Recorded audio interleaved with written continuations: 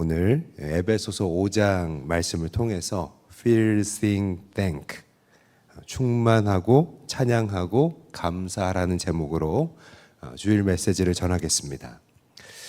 우리가 사는 지금을 가리키는 다양한 그 정의가 있는데요. 그 중에 하나가 포스트 빈곤의 시대라는 겁니다. 빈곤. 그 빈곤이 주로 가리키는 것은요, 심리적인 결핍을 말하는데요. 그러니까 우리 마음이 만족되기가 어렵다는 것입니다. 이탈리아의 심리학자이고 세계적인 그 베스트셀러 작가인 토마스 레온치니라는 분이 있는데요. 그분은 액체 세대의 삶이라는 그분의 저서에서 이렇게 진단을 내렸습니다. 이 시대의 핵심 정서는 바로 불안이라는 것입니다. 여러분은 불안으로부터 자유하십니까? 여러 가지 신경 쓰는 것들로 인해서 그 마음을 뺏기는 일은 없으십니까? 우리나라의 시각에서 보면요, 문화평론가인 정진우라는 분의 말을 빌리면 우리는 지금 먹고 사는 데에는 큰 문제는 없지만 온갖 새로운 유혹들이 계속해서 우리를 무언가 갈구하도록 만든다, 그렇게 말하는 것입니다. 공감이 가는 부분이라고 생각합니다. 예를 들어서 현재 30대, 40대는요, 흔히 말하는 그 물질적 빈곤이라는 게 무엇인지를 아마 잘 모르는 세대일 겁니다. 그리고 그들의 자녀들이죠. 2000년대 이후에 태어나서 지금의 다음 세대를 이루는 아이들은요, 우리 사회가 이미 풍족해진 다음에 태어났다고 봐야 됩니다. 하지만 그런 우리들에게 만족이 있느냐라고 물었을 때 그렇지 않다는 것입니다. 아이를 키우다 보면 알게 되는 것들이 있는데요. 과거에 비해서 학업 환경이든 뭐든지 훨씬 좋아진 것 같은데 애들은요, 만족이 별로 없다는 것입니다. 저희 부부는 가급적이면 아이에게 핸드폰을 사주지 말자, 그런 주의였습니다. 근데 아이가 5학년 정도 됐을 때 보니까 학급에서 저희 애 빼고는 핸드폰을 이미 다 갖고 있는 그런 분위기였는데요. 그래도 안 해주고 막 버티다가 아이가 6학년이 됐을 때 어떤 계기가 있었는데, 아무튼 울며 겨자 먹기로 제가 사용하고 있었던 기계를 걔한테 줘서 개통을 해줬습니다. 물론 핸드폰을 해주니까 편한 점이 있습니다. 애가 어디 있는지 체크를 한다든지, 어디서 만나야 할 때 여기로 나와라 연락하기 유용한 점도 있지만, 핸드폰이 있다는 것이 아이가 자라는 데 있어서는요, 좋은 점보다는 마이너스가 더 많은 것 같습니다. 무엇보다 특별히 감사해 하지도 않고, 과거에는 자기만 핸드폰이 없다고 답답해 하던 애가 핸드폰이 생긴 후에는 구형으로 해줬다고 그 기계를 부끄러워하고 소중하게 생각하지를 않아요. 막 던지고 아끼지 않고 막 더 나은 새로운 모델이랑 비교하면서 오히려 슬픔에 빠지는 것입니다. 앞에서 말했던 토마스 레온치니는요, 현대인은 마음만 먹으면 뭐든 가질 수 있을 것 같지만 실제로는 그렇지 않은 시대를 살아가는 피해자다, 그렇게 정의를 하기도 했는데요. 그 말 맞다나 이 핸드폰만 해주면 아이가 예전보다 좋아질 거라고 생각한 부모도, 또 핸드폰만 있으면 행복할 거라고 생각했던 아이도 아무런 만족이 되지 않고 신경만 더 쓰이게 됐습니다. 이것이 바로 포스트 빈곤이라는 것입니다. 사람들은 이런 만족하지 못하는 포스트 빈곤의 시대에 이른바 루틴을 통해서 안정을 찾는다고 합니다. 루틴이라고 하면 반복되는 삶의 패턴들이잖아요. 불안정한 마음에 일정한 반복들이 위로를 준다는 것입니다. 예를 들어서 정해진 시간에 운동을 하고 매일 일기를 쓴 것 같은 이런 반복하는 것들이 안정을 가져온다는 것입니다. 그렇다면 우리에게는 어떤 루틴이 필요할까요? 성경은 말합니다. 지혜 있는 자로서의 루틴이 있어야 한다는 것입니다. 오늘 본문 15절 말씀을 같이 읽겠습니다. 시작. 그런즉 너희가 어떻게 행할지를 자세히 주의하여 지혜 없는 자 같이 하지 말고 오직 지혜 있는 자 같이 하여. 여러분, 본문에서 말하고 있는 지혜 있는 자의 지혜가 무엇일까요? 하나님이 계시는데 오늘 우리의 이런 연약함에도 불구하고 우리를 포기하지 않으신다는 것입니다. 우리는 그분의 손, 흔들리지 않는 손 안에 있다는 것입니다. 여러분, 왜 그렇게 볼 수 있냐면요, 이 15절을 시작하는 그런즉이라는 말이 있잖아요. 이 그런즉이라는 말은 본문 앞에 얘기를 참고해 보면 빛의 자녀가 되었은즉이라는 그 얘기를 받는 표현이기 때문입니다. 그러니까 이제 빛의 자녀가 되었으니까 우리를 포기하지 않고 끝까지 인도하시는 하나님 안에서 생각해야 한다는 것입니다. 여러분, 아멘이십니까? 여러분, 우리가 빛의 자녀가 됐을 때 우리에게 어떤 변화가 일어났을까요? 우리가 빛의 자녀가 됐을 때 하나님이 우리를 사망에서 건지셨고요, 영원히 그 사망에서 건지셨다라는 말입니다. 또 우리를 하나님이 다스리게 되셨습니다. 그 점에서 오늘 빈곤과 그 불안 속에 있는 우리에게 이 말씀은 도전을 준다고 생각합니다. 여러분, 우리가 말씀대로 빛의 자녀, 하나님의 자녀라고 할 때 떠오르는 것들이 있습니다. 내가 하나님께 정성을 들여서 하나님을 감동시켜서 어떤 대가나 그 응답을 받아낼 수 있다는 것입니다. 물론 그런 게 있습니다. 없지 않습니다. 부모 자녀 간에 막 조르고 떼쓰고 하면 부모가 그 말에 넘어가 주는 것처럼 그런 게 하나님과 우리 사이에도 분명히 있습니다. 그죠? 여러분도 다 그런 경험이 있으시죠?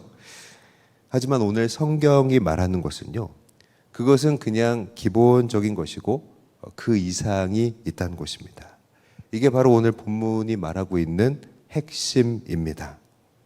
단편적으로 뭘 해주고 이루어주는 것 이상으로 하나님이 우리 삶을 주관하신다는 것을 알면 불안한 우리의 삶은 어떻게 달라질 수가 있을까요? 여러분, 가끔 저에게도 교회를 어떻게 이끌어 가야 하나라는 불안이 들 때가 있습니다. 없는 것 같으신가요? 아버지들은 다 그럴 때가 있으시겠지만 집안의 아이들이 자라나는 걸 보면서 내가 가장이라는 것을 문득 느낄 때, 그때 굉장히 마음이 무겁고 불안할 때가 있잖아요. 그런데 하물며 교회와 또 많은 그 성도들을 바라보면서 내가 어떻게 이끌어 가야 하나, 그런 불안이 왜 안 들겠습니까? 여러분, 그때 하나님을 묵상하는 것입니다. 우리 시편 90편 4절 말씀을 같이 읽겠습니다. 시작. 주의 목전에는 천년이 지나간 어제 같으며 밤의 한순간 같을 뿐이니이다. 하나님은요, 천년이 지나간 어제 하루 같다고 하시고 또 지난 밤에 한순간 같다고 말씀하시잖아요. 그러니까 그분께는요, 아주 긴 시간이 마치 눈을 깜빡이는 것처럼 짧게 느껴진다는 겁니다. 과거와 현재와 미래에 걸쳐서 동시에 존재하시는 하나님이 그 영원 속에서 모든 것을 다 아시는 눈으로 오늘 우리의 일을 보시는 것입니다. 여러분, 세상 모든 일들이, 나의 모든 일들이 하나님의 넓은 품 안에 다 들어가 있다고 한번 상상을 해보십시오. 그분께는요, 모든 일이 이 한아름에 다 잡히는 것입니다. 또 베드로후서 3장 8절 말씀을 같이 읽겠습니다. 시작. 사랑하는 자들아, 주께는 하루가 천년 같고 천년이 하루 같다는 이 한 가지를 잊지 말라. 반대로 이번에는요, 하나님께는 하루가 천년 같다고 말씀하고 있습니다. 하루가 천년 같다고 하니까 길게 보신다는 얘기잖아요. 그러니까 하루에 우리의 세세한 것들을 다 보시고 대충 넘어가지 않으신다는 겁니다. 예를 들어서 여러분, 야곱이 야복강에서 자기를 축복해 달라고 할 때 하나님이 어떻게 했습니까? 새벽이 밝아오기까지 그 야곱이랑 씨름을 하셨잖아요. 야곱, 네가 원하는 축복보다 내가 주는 축복을 받으라는 것입니다. 우리의 삶을요, 하나님은 그냥 호락호락 넘기지 않으시는 것입니다.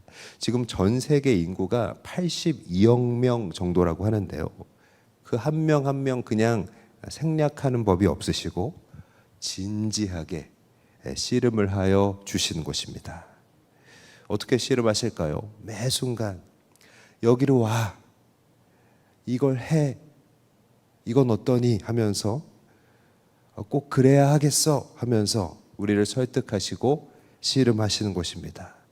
사실 우리의 매일의 순간에 이런 하나님의 터치가 있다고 생각합니다. 바꿔 말하면 하나님은요, 우리에게 마치 부모가 하는 일을 하고 계십니다. 여러분, 부모님도 그렇잖아요. 말하지 않아도 자녀의 속을 훤히 다 알고 잘 인도하기 위해 고심하고 또 씨름을 하는 것입니다. 비록 인간 부모는 하나님처럼 앞으로 일어날 일을 완벽하게 다 알지도 못하고 모든 일을 손에 쥐고 있지도 못하지만 몇십 년 먼저 걸어간 그 시간과 경험을 통해서 자녀들과 씨름을 하는 겁니다. 한마디로 말하면 하나님은요, 부모가 우리를 양육하듯 우리를 키우고 계십니다. 사랑하는 여러분, 하나님이, 다름 아닌 하나님이 우리의 부모가 되셔서 우리를 키우고 계심을 믿습니다.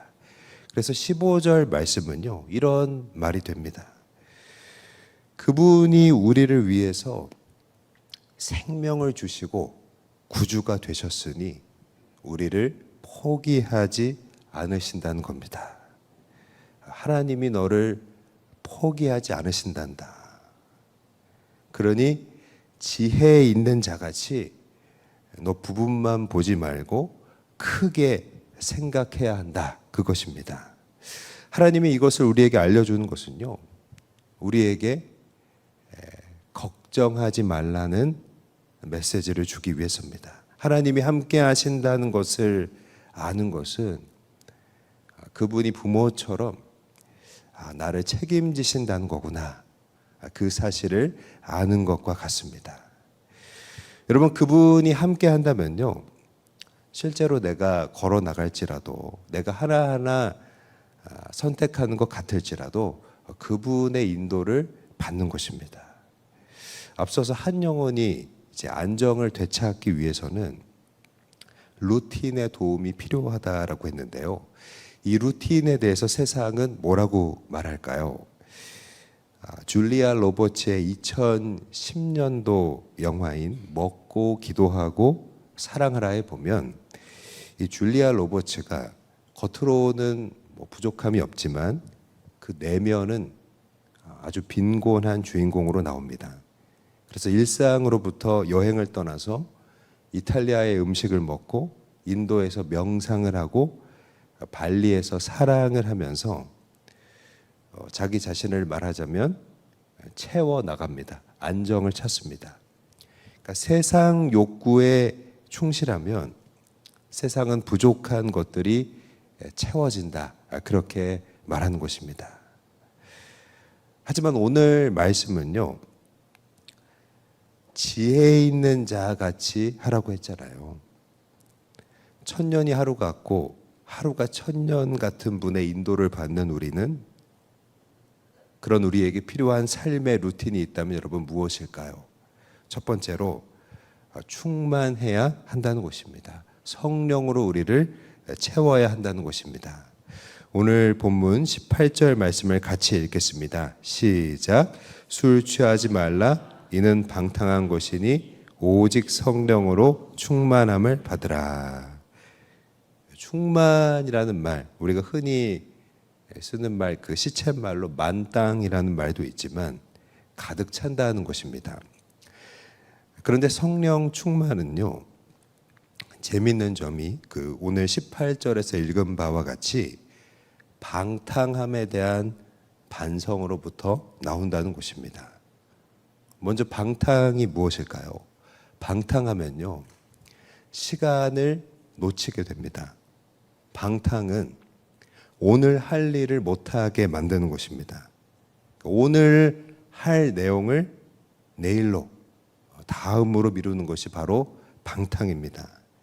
그런데 방탕함의 대표격은요, 지금 보니까 술 취함으로 묘사되고 있는 것입니다. 왜 그럴까요? 술에 취하면 그 특징이 있는데 분별력을 잃게 되는 것입니다. 그러니까 몽롱해져서 집중할 수가 없죠. 따라서 술에 취할 때 우리가 내리는 판단들로는요, 주님을 따라가기가 어렵다는 것입니다. 그러니까 이것이 무엇을 가리킵니까? 주님이 우리에게 주신 것들, 시간과 물질과 기회를 하나님을 위해 쓰지 않고 묵혀두는 것이 다름 아닌 방탕이라는 것입니다. 다른 말로 하면 그게 낭비라는 것입니다. 그러니까 나의 삶이 막 흥청망청 그런 것처럼 보이지 않더라도 매일 칼같이 내 삶을 살고 있어도 하나님이 원하시는 일에 관심이 없으면 우리는 하나님과의 관계에서 방탕할 수 있다는 것을 기억해야 하는 것입니다. 이에 대한 반성으로 반대급부로 제시되는 것이 있습니다. 방탕하지 않으려면 성령으로 충만하라는 것입니다. 그러면 우리가 성령으로 충만해진다는 것은요, 구체적으로 무엇을 채우는 것일까요? 오늘 본문 16절 말씀을 읽겠습니다. 시작. 세월을 아끼라. 때가 악하니라. 그러니까 세월을 아끼라고 말을 하는데요, 그러니까 바로 시간을 채워야 한다는 것입니다. 주어진 오늘을 무엇으로 채워야 하는가? 하나님을 따라 사는 것으로 채워야 하는 것입니다. 하나님이 정한 그 경계 안에 머물면서 그분이 나를 빚어가시도록 순종하는 것입니다. 그때 우리는 세월을 아끼고 그 시간을 다름 아닌 성령으로 채우게 되는 것입니다. 이 말씀이 강조하는 것이 있습니다. 우리가 잘 하는 말이죠. 다음. 그러니까 다음을 생각하면서 오늘을 합리화하지 말라는 것입니다. 예를 들면 과거에 어떤 기억이나 고통에 얽매여서 오늘 하나님 앞에 살아야 할 것을 우리는 다음으로 미루지 말아야 됩니다. 그러니까 다음에 한다는 말은 유용합니다. 안 한다는 말도 아니기 때문에 마음에 저촉되지 않으면서도 다만 그 길을 모호하게 미루기에 참 좋습니다. 그러니까 교회에서 무엇을 해야 된다고 하면 자꾸 다음에 한다고 하는 것. 예를 들어서 양육 훈련을 받아야 한다고 하면 다음에 한다는 것. 그러니까 다음에 대한 답변은 될 수 있을지 모릅니다. 그러나 하나님은요, 어디에 관심이 있다고 하는 것입니까? 오늘. 하나님은 우리의 오늘에 관심이 있다는 것입니다. 다음은 알겠는데, 그러면 오늘은 이라고 하나님 앞에 우리는 퀘스천 마크를 드리고 있지 않습니까? 하나님은요, 다음이 아니라 오늘을 씨름하기를 원하신다는 것입니다. 또 미래를 걱정해서 오늘을 도피하지 말아야 됩니다.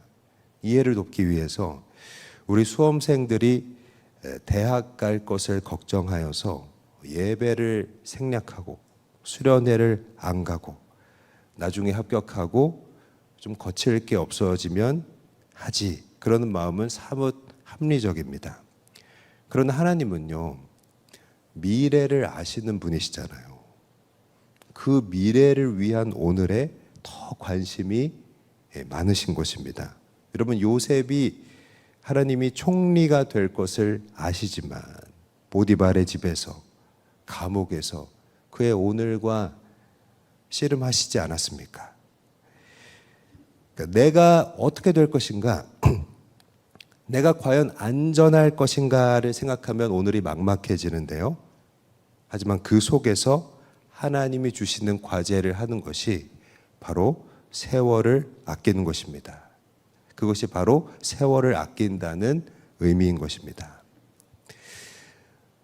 제가 부목사로 사역하던 마지막 해에 담임 목사 청빙을 나가는데 그게 어떤 느낌이냐면, 그런 거 해보셨습니까? 유리병에 편지를 담아서 동해에서 띄워보내면 이게 저 반대편에 있는 미국 LA에 닿을 수 있을까? 되게 그런 느낌입니다. 굉장히 막막합니다.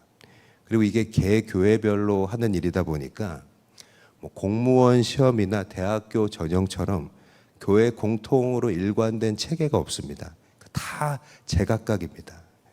그 전형 과정을 지금 뭐 하는 중이다, 이렇게 뭐 언제까지 알려준다, 잘 알려주는 곳도 있지만 뭐 어떻게 되는지, 기도하고 있는지 엎어졌는지 공개되지 않는 경우가 사실 대부분입니다. 그러니까 지원자 입장에서는 예측하기가 어려운 것이죠. 어떤 곳은 뭐 서류를 받았는지 못 받았는지 아무런 연락이 없다가 석 달 후에 나도 내가 뭘 보냈는지 그런 걸 다 잊어버렸는데 갑자기 한번 보자고 연락이 오기도 하는 것입니다. 그런 과정 속에서 내가 어떻게 될 것인가를 모르는 속에서 평상시의 일을 의연하게 하는 것이 참 어렵습니다. 그래서 답답해서 기도원에 가서 기도를 하면 막 소리만 냅다 지르고 나면 하나님은 미세한 느낌만을 주시는데 그게 하나님이 주신 느낌인지 내 마음인지 구별하기조차 어려울 때가 많습니다.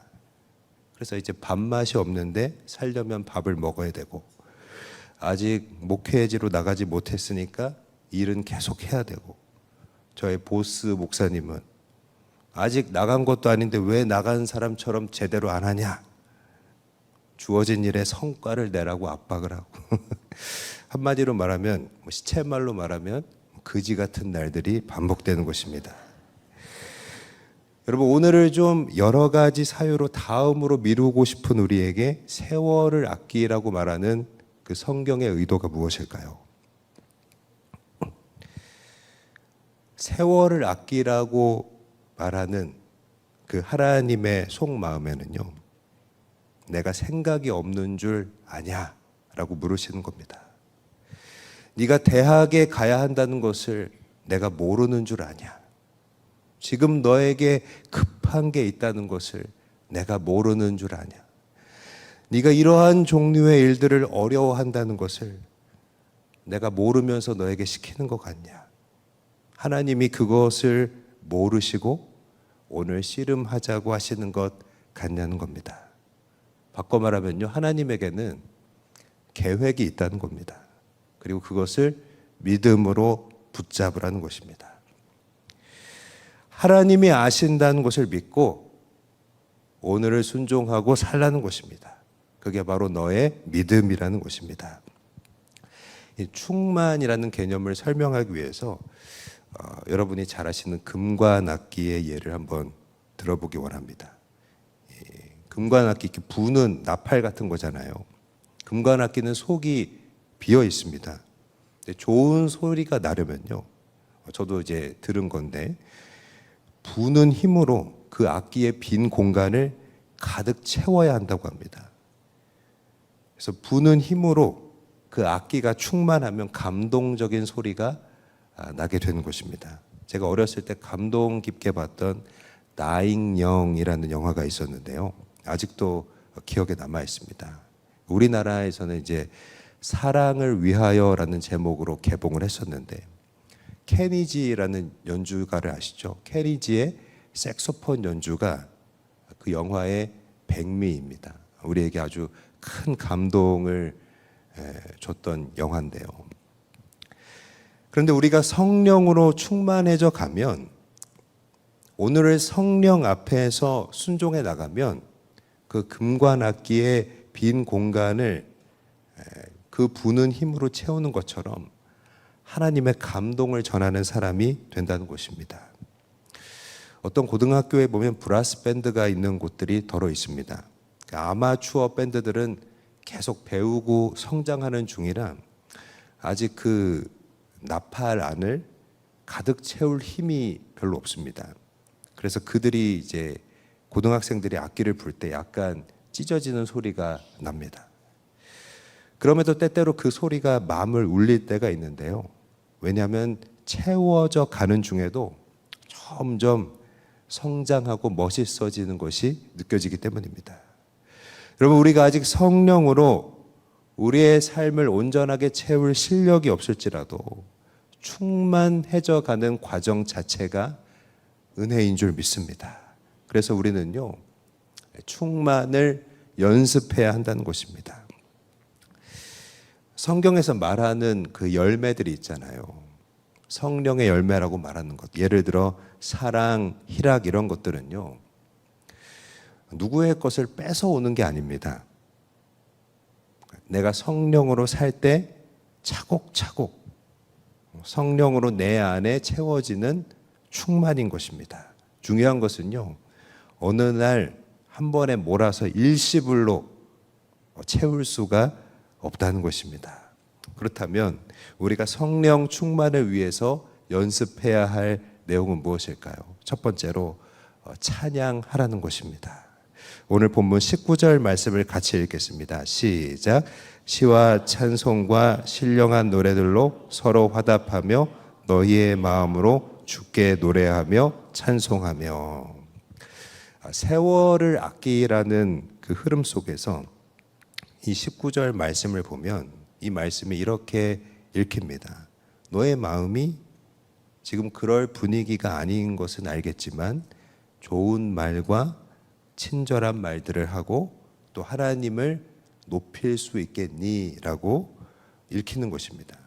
그러니까 19절 앞부분에 보면 서로 화답하며 라고 되어 있는데 직역하면 서로 시편의 말씀과 찬양과 영적인 노래들로 대하라 이렇게 되어 있습니다. 그러니까 말하자면 우리의 대화의 내용이 바뀌어야 한다라는 말입니다. 요즘 인기 프로그램 중에 보면 지지고 볶는 여행이라는 컨텐츠가 있습니다. 소개팅 프로그램에 나왔던 남녀가 여행을 하는 프로그램인데요. 서로의 차이점 때문에 대판 싸우고 여행 가서 갈등 겪는 과정을 시청자들에게 보여주는 게 그 포인트입니다. 예를 들면 저녁 메뉴가 마음에 안 들어서 싸우고 다음날 어디 갈지 정하지 않은 것, 그런 것들로 인해 막 신경전을 벌입니다. 그러니까 말 그대로 지지고 볶는 것이죠. 여러분, 집에서 애들 데리고 어디 가려면요, 여러분 어떠십니까? 짜증나지 않습니까? 저희 아들은 어떤 암시를 미리 주지도 않고 갑자기 중요한 순간에 화장실 가고 싶다고 하고요. 딸은 이제 컸다고 어딜 가도 크게 감동하지 않습니다. 저는 이제 J인 사람인데, J인 사람은 계획이 세워져 있지 않으면 스트레스를 받는데요. 애들 데리고 롯데월드 같은 놀이동산 가려고 하면 전날에 그 롯데월드 지도를 펴놓고 공부를 해야 마음이 편합니다. 그런 제 자신이 저도 싫습니다. 다들 천하태평이고 아무도 걱정 안 하는데 왜 나만 이러고 있지 하면서 마음이 볶이는 것입니다. 여러분, 빛의 자녀가 된 우리 대부분의 삶은요, 막 모세가 출애굽을 시키는 것 같은, 엘리야가 그 바알 선지자들이랑 싸우는 것 같은 거대한 싸움을 하는 것이 아니라 사실 이런 지지고 볶는 싸움 하는 것이라고 생각합니다. 지지고 볶는 일들 속에서 얼굴 펴고 좋은 말하고 하나님을 높이는 것이 오늘 우리가 해야 할 씨름이고 성령 충만, 성령으로 채우는 것입니다. 이 편지를 쓴 바울의 경험을 따라가 보면요, 바울은 감옥에 수없이 들어갔지만 그 안에서 찬양을 했습니다. 그때 그의 잊지 못할 경험이 있죠. 감옥 안에서 찬양했을 때 지진이 일어나고 묶인 것들이 풀어지는 경험을 바울이 하게 됩니다. 성령으로 채울 때 우리에게 주어지는 은혜인 줄 믿습니다. 또 다윗은요, 그의 인생이 가장 어두웠을 때, 아둘람 굴에 은둔할 때 이러한 고백을 합니다. 시편 57편 7절 말씀 읽습니다. 시작. 하나님이여, 내 마음이 확정되었고 내 마음이 확정되었사오니 내가 노래하고 내가 찬송하리이다. 아둘람 굴에서 하는 고백입니다. 내 마음이 확정되고 확정되었사오니 내가 노래하고 찬송하기 원한다. 그런 다윗의 찬양은요, 사람을 살리고 치유하고 예배를 도왔습니다. 사랑하는 여러분, 지지고 볶는 삶의 순간들 속에서 욕하거나 비판하지 않기 위해서, 또 거짓을 말하지 않기 위해서 찬양으로 채울 수 있기를 바랍니다. 저희 교회에 관리 집사님이 계시는데 제가 참 존경합니다. 일하시는 것을 보면 항상 은혜가 되거든요. 365일 찬양하면서 성전 곳곳을 돌보시는데요. 찬양 소리가 가까워지면 우리 집사님이 오시는구나 알게 되는 것입니다. 여러분, 찬양은 일주일치를 몰아서 할 수가 없습니다. 1년치를 한 번에 모아서 때울 수도 없습니다. 매일 찬양하면서 성령으로 충만할 수 있기를 바랍니다. 두 번째로 우리가 성령 충만을 위해 연습해야 할 내용이 무엇일까요? 두 번째로 감사하라는 것입니다. 오늘 본문 20절 말씀을 읽겠습니다. 시작. 범사에 우리 주 예수 그리스도의 이름으로 항상 아버지 하나님께 감사하며.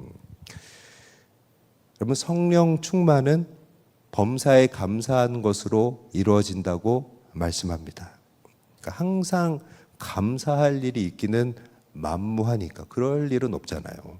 감사를 연습하라는 말과 같습니다. 앞서 언급한 지혜와 관련이 있다고 생각합니다. 하나님이 나를 포기하지 않으신다.